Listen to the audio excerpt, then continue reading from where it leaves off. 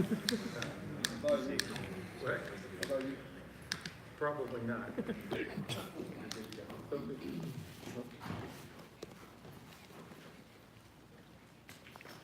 Okay, good afternoon. Guess the good news is that you all have a day off tomorrow. We concluded the meetings today, and everyone's headed home. We had really productive meetings. I think you've gotten briefings consistently throughout the last couple of days, so I think you're up to speed. With the exception of the competition committee, we came back to that at the end of the day. We passed several rules, but two particular replay rules, which you probably have. Troy and Rich will go over that, and also another very significant play that we removed from the game for safety purpose, which is the blindside block. So those two are very significant for us, and I would say it was the majority of the time spent today in the competition committee. So why don't I have Rich and Troy come up, and you can go through that, and I'll be happy to take any other questions. So I'll just begin just kind of capitalizing the whole journey from where we started in New York and Indy, and then previously this week. Most of the time was spent on use of helmet, blindside block, and replay. And just spent an ample amount of time reviewing video, watching tape, and I think we came to a good place, something that we just haven't done in the replay system.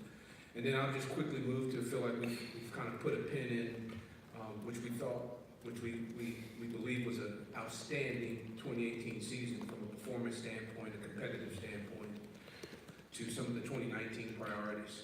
Leaving here, we still have work to do in preseason and how we look at what preseason practice looks like, in particular, the results we got back from Viral Core, what those first 15 days look like. So planning to meet with our coaches, Players Association, and talk about how we make those adjustments there. Continue to educate the players around the better performing helmets, our priorities. And then lastly, working with the NC2A, high school federations on just how do we continue to align, Commissioner referenced the blindside block, there's other, how do we continue to align rules that allow the athletes to coach to transition from one level, whether it's youth, high school, college, to the professional level. So got to a good place. It was messy at times. It was disruptive, but we believe membership, the decision they made is taking us in the right place, and we can solve some of the issues that we all saw with the parent that we hope that we catch moving forward. So Rich, if you can come up and maybe share some of the playing rules and bylaws and resolutions that we discussed on the floor. All right, we passed a number of rules today, some more consequential than others. So one thing we did is made our kickoff rule that was for 1 year only last year, made it permanent. We made the blindside block rule apply not just to the defenseless player, but actually expanded the protection. To the commissioner's point, it's a big rule for us. It's a play, understand it, it's a player going back towards his own end line or coming sideways and really hitting the player in the chest area or even lower and definitely causing injuries. 65% of the concussions on punt plays that come from blocks come from blindside blocks.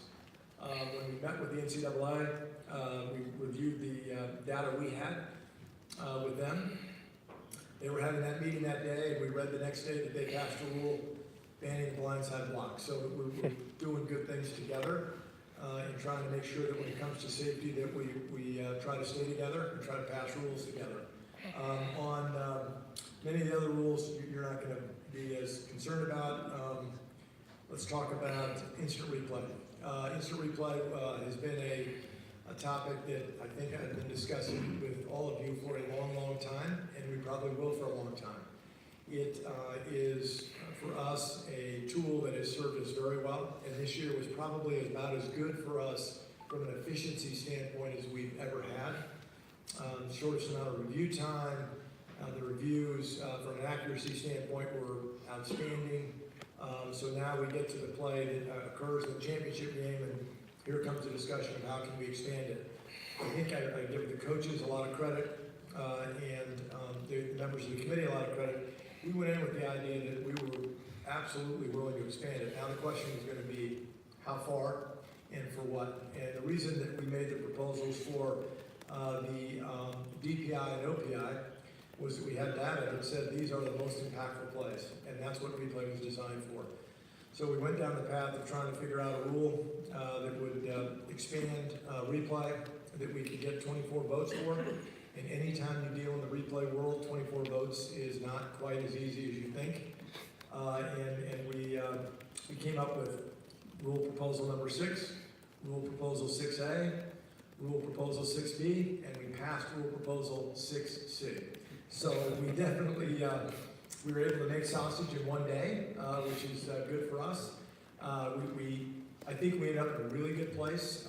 This is the first time that we'll have a foul such as DPI, OPI be able to be reviewed when a flag's on the field, or actually cause a flag, throw a flag, whether that's the challenge by the coach all the way up to the last 2 minutes, or whether that's the replay assistant buzzing down, stopping the game, and having Al review back in New York. So in essence, what the rule does is it puts OPI and DPI into our replay system with no change.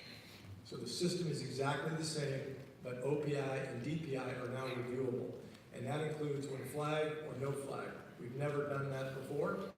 I think the coaches made some good cases. I think that the committee, I give our committee credit that we were at 4-4, kind of split committee on the idea of putting a flag down. We worked through all of the processes, all the concerns, and we got to 8-0 and made the submission this afternoon, and then it passed in flying colors, 31-1, which for replay, if you guys know the history of replay, 31 votes for us is a lot. So that's what we did. We had some bylaw proposals, some resolutions, nothing overly impactful. I think you'll get them, but I think replay took the majority of our time. We also took 2 proposals in replay, one by Philadelphia that was plain rule proposal number 13, and one by Denver, which was plain rule proposal 15. Both of those were replay proposals. We put those into ours, which is 6C. So those are now part of the permanent rule. One, Philadelphia's is an interesting one. It is the fact that now, if there's a scoring play, and that play is going to be negated by a penalty, then Al in New York would be required to look at it and confirm the scoring play so that the coach doesn't have to decide to accept or negate the penalty before he knows whether it's actually a scoring play, which is what our old rule used to provide. So that was a good catch by Philadelphia and a good fix in our opinion. And then John Elway's and Denver's was that all tries, don't think of the extra point because we've never had one reviewed, think of the 2-point play, all tries are automatically reviewable. The reason is we got ourselves in a position where coaches weren't sure, hey, am I supposed to challenge this, am I not supposed to challenge this? So we just said when it comes to tries, they're automatically confirmed and reviewed by New York. So that's what 6C encompasses. It has OPI, DPI, and it has those 2 rules in it. That is all I have, unless you guys want to get to questions. Okay, let's start with questions. We do have the microphones. We're going to begin with Mark Maskey, Washington Post. Rich, throughout the process, we heard that there was not a will to allow New York to call a penalty that was not called on the field. What do you think moved everything beyond that reluctance? A lot of discussion, and so I would say that there definitely was a block of people, members of the committee and in the membership that are concerned about the ability to put a flag on. In other words, there's no foul in the field, but all of a sudden now there's a challenge by the coach that there should be a foul, and we're going to put a flag on. I think we got more comfortable as we worked through it and said, listen, it's captured in the replay system. There's only 2 challenges, 3 if you get those both right. So it's limited. So it should be on big plays because that's how coaches regulate when they use them. And we got very comfortable in our meetings that were here last week. We had clickers. We all sat and went through plays. We watched plays, and we got comfortable that this could be done. That we could agree on what the standard was. So I think we worked our way there. We definitely had some resistance going in. Mark, I'm just going to add one point to that, having been part of almost all the discussions. I personally believe it was the fact that every club wanted to get and the league wanted to get these plays right. I mean, replay is to get it right. And ultimately, people compromise, I think, on long-held views because they want to get the system right. They want to get the players. Howard, Philly? Rich, in a lot of games, there's maybe 8 to 10 cameras per game. NBC has 27 cameras per game. Obviously, it's easier to pick up a missed call. Will the NFL in any way try to add cameras to those other games? Because that, if the game goes the wrong way because of a bad call that's not seen, it could affect in some way the competitive balance throughout the season. Could, it's a good question.